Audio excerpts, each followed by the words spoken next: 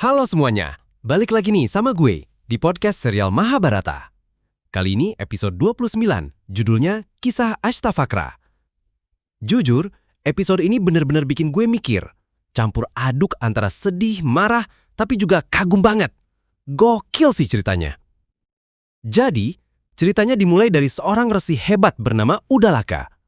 Dia punya murid yang pinter banget, namanya Kahor. Saking pinternya, si Kahor ini dinikahin sama anaknya Udalaka yang namanya Sujata. Singkat cerita, mereka hidup bahagia dan Sujata pun hamil. Nah, disinilah drama sesungguhnya dimulai. Suatu hari, Kahor lagi khusyuk banget baca mantra-mantra Veda. Tiba-tiba, dari dalam perut Sujata, ada suara yang nyeletuk. "Ayah, bacaanmu salah." Gila kan?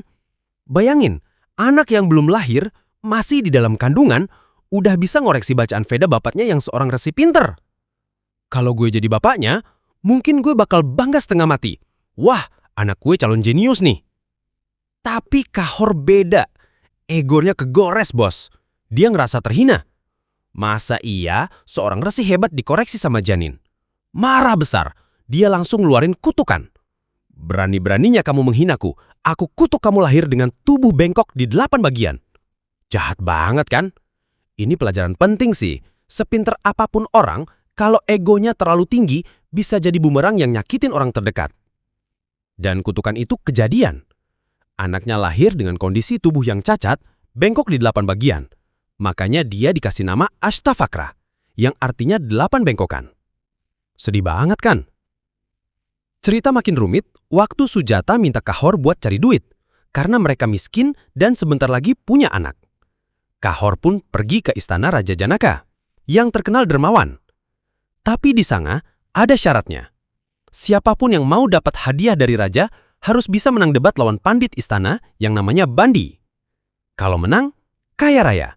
Kalau kalah, langsung ditenggelamkan di sungai. Ngeri. Sayangnya, Kahor yang hebat itu kalah sama Bandi dan akhirnya ditenggelamkan. Kabar duka ini dirahasiakan dari Ashtafakra. Dia tumbuh besar dengan menganggap kakeknya, Udalaka, sebagai ayahnya. Waktu Ashtafakra umur 12 tahun, kebenaran akhirnya terbongkar. Gara-gara ejekan sepupunya, Shwetaketu, dia jadi tahu kalau Udalaka bukan ayahnya. Dia langsung lari ke ibunya, dan di sanalah dia dengar cerita tragis tentang ayahnya yang sebenarnya. Di sini nih, gue salut banget sama mentalnya Ashtafakra. Bocah 12 tahun, dengan segala keterbatasan fisiknya, nggak nangis meratapi nasib. Dia justru bertekad buat balas dendam dan nyelamatin kehormatan ayahnya. Dia ngajak sepupunya, Shwetaketu, buat pergi ke istana Raja Janaka. Sampai di gerbang istana, mereka sempat diremehin sama penjaga. "Bocah kayak kalian mau apa kesini?" Tapi Ashtafakra dengan tenangnya jawab. Pengetahuan nggak diukur dari usia atau penampilan. Penjaga itu kaget. Diteslah dia dengan beberapa pertanyaan sulit, dan Ashtafakra jawab semuanya dengan gampang. Akhirnya, mereka diizinkan masuk. Di depan Raja Janaka dan seluruh isi istana, Ashtafakra yang masih kecil dan bertubuh cacat itu dengan lantang menantang Bandi untuk berdebat. Semua orang menertawakannya, meremehkannya, tapi Ashtafakra nggak gentar. Dia bilang, "Jangan menilai buku dari sampulnya. Kuil yang bengkok bukan berarti isinya juga bengkok." Debat pun dimulai, dan wow, pertarungan intelektual yang luar biasa. Ashtafakra dengan mudah mematahkan semua argumen Bandi. Sampai akhirnya, Bandi kehabisan kata-kata, tunduk, dan mengaku kalah.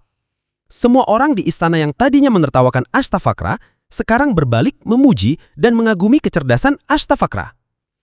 Ashtafakra kemudian menuntut keadilan. "Sekarang, tenggelamkan Bandi, seperti dia menenggelamkan ayahku dan para Brahmana lainnya." Tapi, disinilah plot twist-nya. Bandi mengaku kalau dia sebenarnya adalah anak Dewa Waruna. Dia bilang kalau semua Brahmana yang kalah debat itu nggak mati, tapi cuma diundang ke upacara kurban ayahnya di bawah air.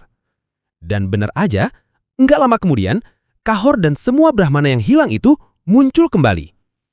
Kahor bangga luar biasa melihat anaknya. Dia sadar betapa salahnya dia dulu sudah mengutuk anaknya sendiri. Penuh penyesalan, dia menyuruh Ashtafakra untuk mandi di sungai Samangga. Saat Ashtafakra masuk ke dalam air, Kahor membacakan mantra. Dan ketika Ashtafakra keluar, seluruh kecacatannya hilang. Dia berubah menjadi pemuda yang gagah dan tampan. Sungguh akhir yang sangat memuaskan. Episode ini benar-benar penuh makna.